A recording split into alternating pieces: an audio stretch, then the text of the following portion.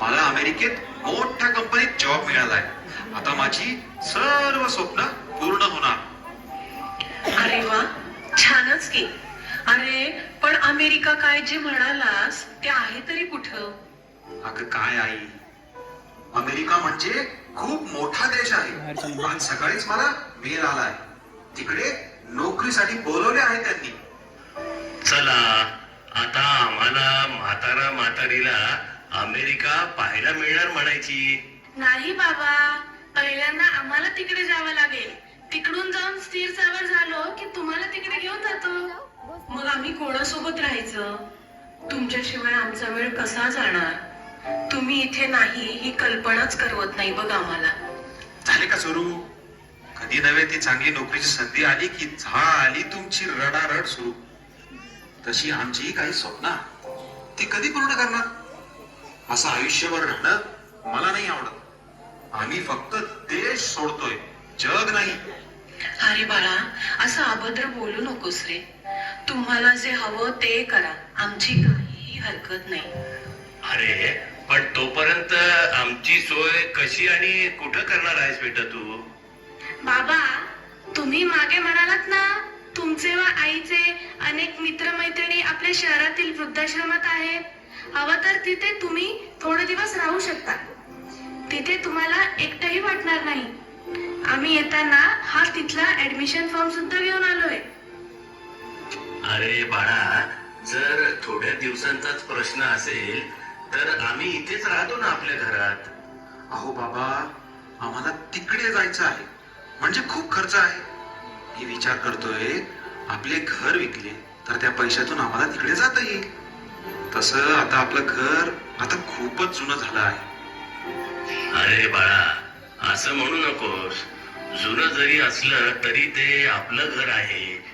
तुझा जन्म सुद्धा याच घरात झाला बरं, आणि आता हे विकायचं म्हणजे वाईट वाटतं रे. झालं का परत रडगाणं सुरू? आम्ही काही करायचं म्हटलो की तुम्ही नेमकी आडवे येता. माझी प्रगती कोणालाच बघवत नाही. अरे बाळा, असं कसं म्हणतोस तू? आम्ही फक्त इतकंच म्हणतोय. वसुधा काहीच बोलू नकोस. बाळा, तुम्ही जसं म्हणाल तसं आम्ही करू. तो वृद्धाश्रमाचा फॉर्म भर तेवढा.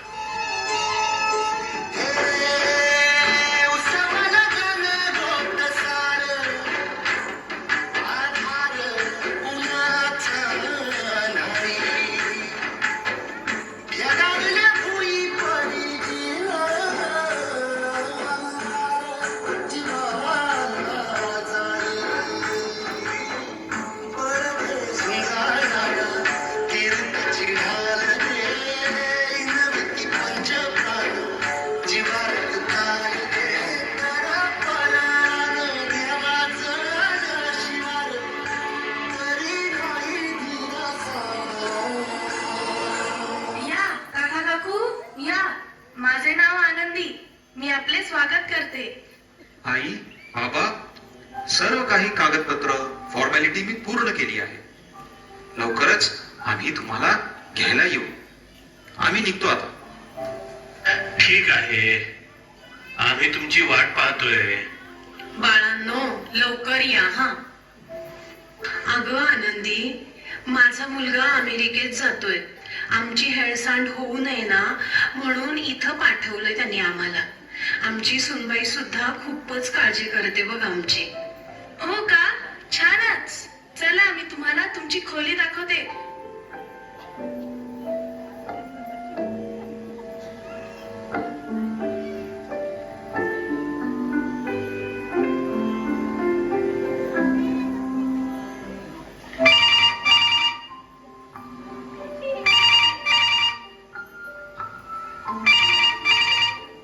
हॅलो.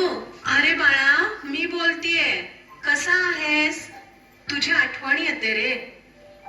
आई, मी खूप कामात आहे, नंतर फोन करतो. काय म्हणाल आपलं बाळ? अहो, तो मीटिंग मध्ये आहे, फोन करतो म्हणाला.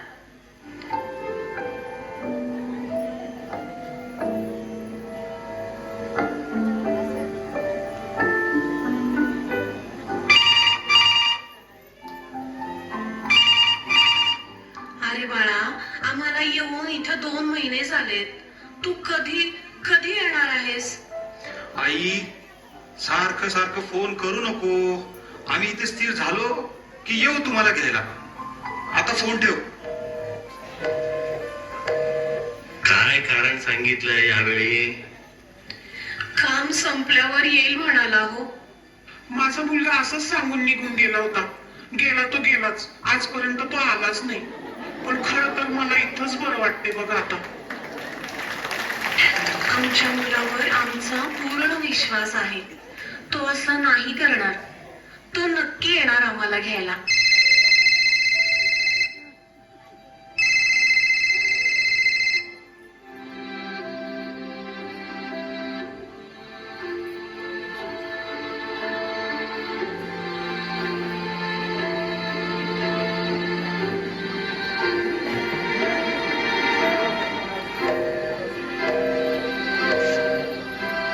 काका काकू, तुमच्या मुलाचा अपघात झालाय. काका, तुम्ही तर म्हणालात तुमचा मुलगा अमेरिकेत आहे, पण तो आपल्याच शहरातील हॉस्पिटलमध्ये ऍडमिट आहे. असं कसं होईल? जर तो अमेरिकेला गेलाच नाही तर मग इथे असूनही त्याने आम्हाला इथे का ठेवलं आहे? अहो, हे बोलायची ही वेळ नाहीये. चला पटकन हॉस्पिटलमध्ये.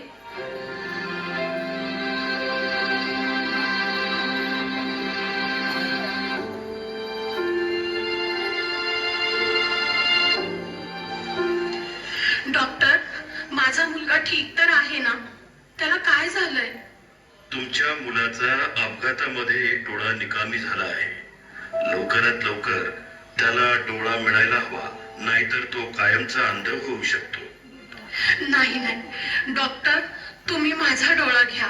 पण माझ्या मुलाला मी असं नाही पाहू शकणार. तुम्ही पूर्ण विचार करून बोलत आहात ना? हो, मी त्याची आई आहे. मी त्याला या अवस्थेत नाही बघू शकत. पण डॉक्टर, एकच विनंती आहे. मी त्याला माझा डोळा दिला आहे हे त्याला समजता कामा नये. अगं वसुधा, तू हे काय बोलत आहेस? अहो, ते आपलं बाळ आहे. त्याची काळजी घेणं हेच तर आपलं कर्तव्य आहे ना. डॉक्टर साहेब, आम्ही इथे आलो होतो हे माझ्या मुलाला कळता कामा नये. ठीक आहे, हे सगळं फक्त एक आईच करू शकते.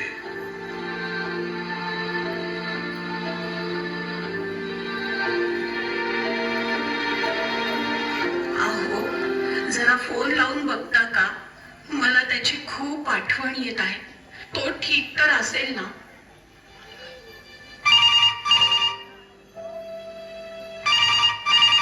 हॅलो बाळा, कसा आहेस? कधी येणार आहेस? अरे तुझी आई आजारी आहे, तिला एकदा येऊन भेटून तरी जा. हॅलो. हो बाबा, आम्ही येतोय 2-3 दिवसात. आता फोन ठेवा. अहो, काय म्हणाला आपलं बाळ? ठीक तर आहे ना? मला शेवटचं तरी त्याला बघायचं आहे हो. अगं वसुधा, उठ ना. काय काय होतंय तुला? वसुधा, वसुधा, आनंदी, आनंदी बघ ना, हिला काय झालंय? वसुधा, वसुधा. नाही, असं होऊ शकत नाही. वसुधा, अगं उठ ना. अजून आपल्याला भरपूर जगायचं आहे. आपलं बाळ आपल्याला भेटायला येणार आहे. वसुधा, वसुधा, उठ वसुधा. असं एकटं सोडून जाऊ नकोस मला वसुधा.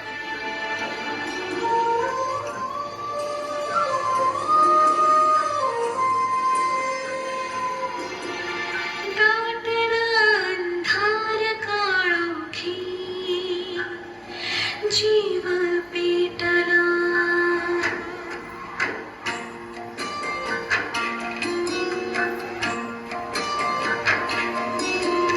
दाटला अंधार काळोखी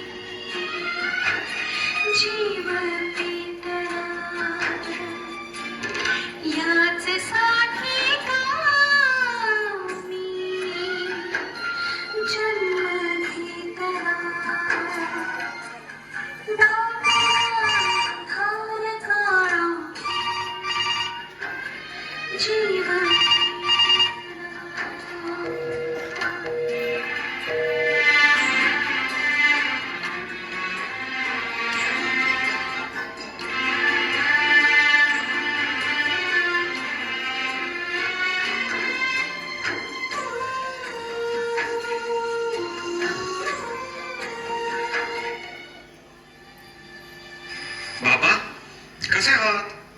आणि आई कुठे आहे? लवकर आलास रे पोरा. तिने केलेल्या उपकाराची परतफेड करायला आलास का? अहो बाबा, ते आम्ही वृद्धाश्रमाची फी भरायला आलो होतो. आणि असं टोचून का बोलताय? कोणत्या उपकाराची परतफेड? बरोबर, उपकार नाही, कर्तव्य केलं. तिनं तुला जन्म दिला, तुला मोठं केलं. इतकंच नाही तर तुला दुसरं आयुष्य दिलं. अरे तिच्यामुळेच तू परत एकदा ही सृष्टी पाहत आहेस. काय बोलत आहात तुम्ही? मला काहीच कळत नाहीये. होय बाळा, तुझा अपघात झाला आणि एक डोळा निकामी झाला तेव्हा तुझ्या आईनं तिचा एक डोळा तुझ्यासाठी दिला. तुला हे ऐकून त्रास नको म्हणून हे लपवून ठेवायला सांगितलं त्या माऊलीनं. काय? बाबा, आई कुठे आहे? आई, मी चुकलो. मला तिची माफी मागायची आहे. बाळा, खूप उशीर झाला रे. तुझी आई या जगात नाही आता. बाबा, असं नका बोलू. माझी आई हवी आहे. बाळा, तुला तुझी आई मिळणे आता शक्य नाही, पण तिची एक शेवटची इच्छा आहे. ही चिठ्ठी तू वाचावीस.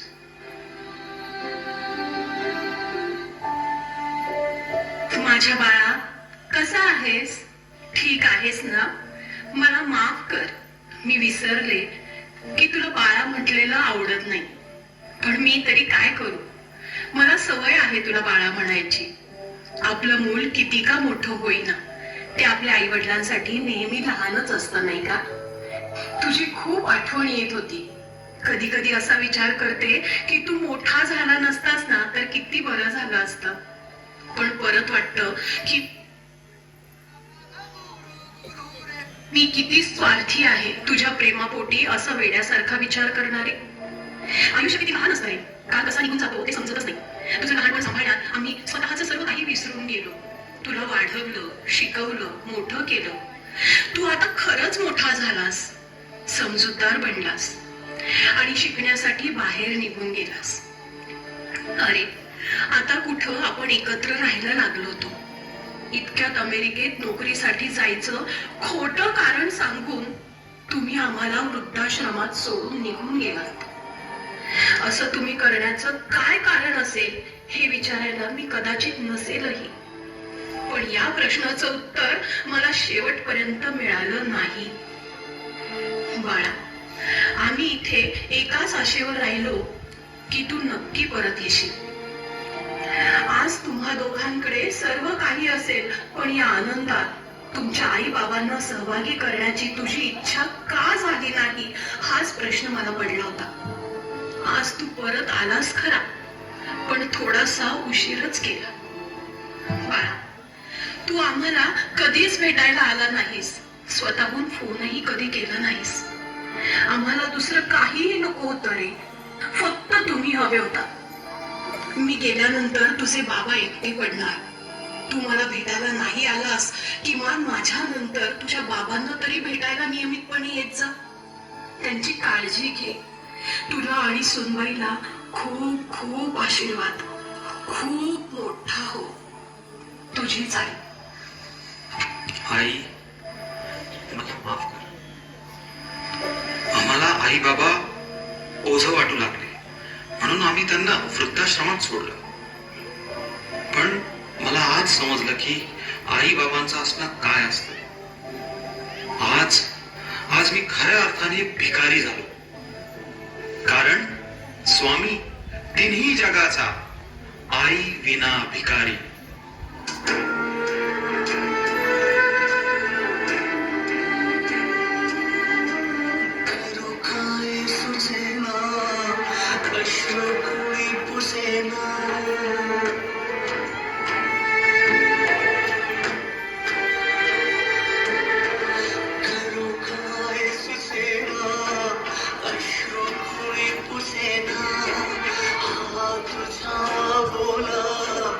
मला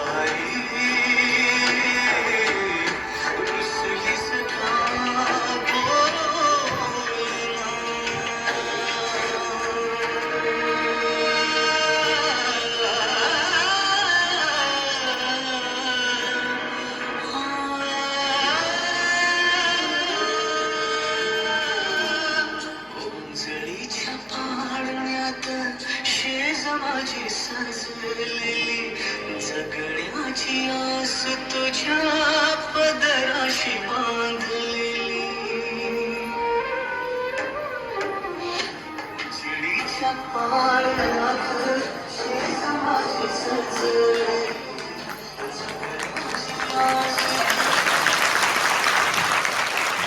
मी स्वागत करता या मुलांसाठी आणखीन एकदा जोरात टाळ्या वाजवा. या नाटकामध्ये नेमकी चूक